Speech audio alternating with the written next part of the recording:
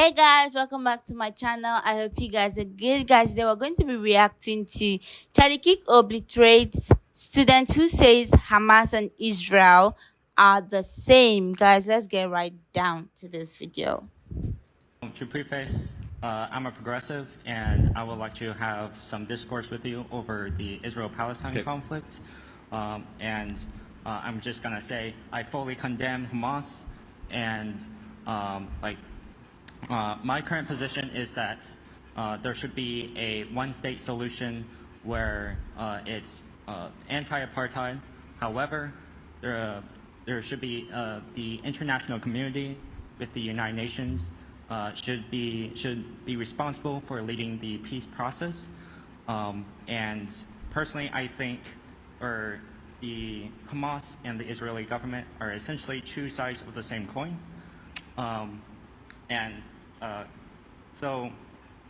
You were doing so well.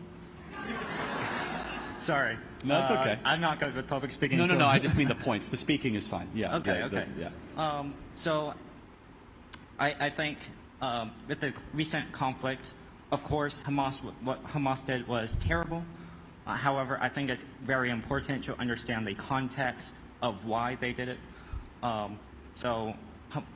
They're very radical, and that radicalization has essentially formed from the Israeli government bullying the Gaza Strip for the past 50 years and obstructing their freedoms. Okay. Let me just ask, so thank you for condemning the attacks. I wish we had every member of Congress that could do that. However, let's just make sure we have our stuff clear. You say the Israeli government and Hamas are the same side of a coin, right? Maybe there's some differences, yes, but okay, yeah. Well, the differences are pretty big. So let me just go through the last 2 weeks, and I want you to just at least acknowledge it or not acknowledge it. Hamas gave no warning before they slaughtered 1,300 women and children. Israel did multiple days of warnings and dropping leaflets before they dropped any bombs on civilian corridors. Is that moral equivalency? Well, I think, of course, I think Hamas is much worse. Okay, good. So they're not the same coin. Got it. So, because you said they're similar coins, maybe the penny and the nickel. Oh, okay. All right. Let's go to the next question. Let's go to the next kind of. Well, okay. Element. So, I think that. So, as I said earlier, I think the international community should get more involved.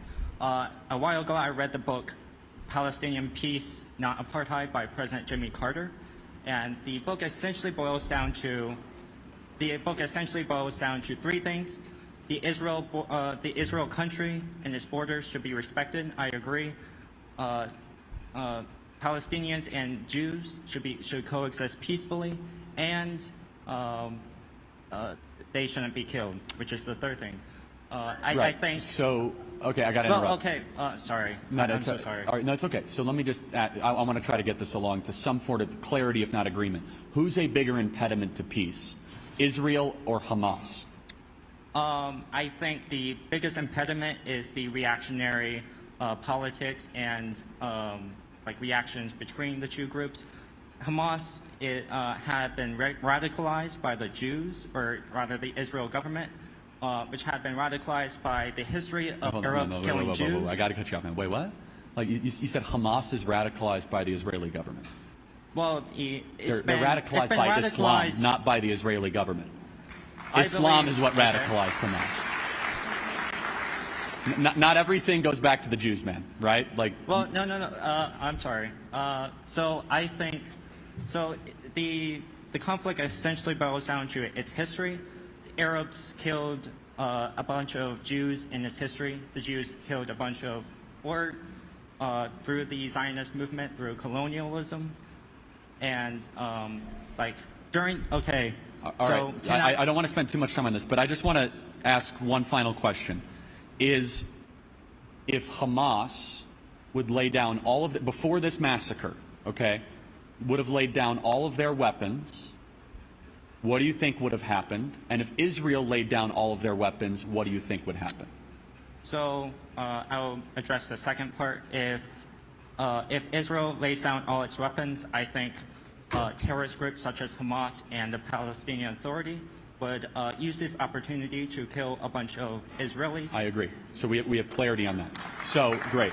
Before the massacre, because heightened tensions, if Hamas would have laid down their weapons and Gaza would have laid down their weapons, what do you think would have happened? I think the Israel government would try to essentially do something similar, where they would try to push out all of the Palestinians.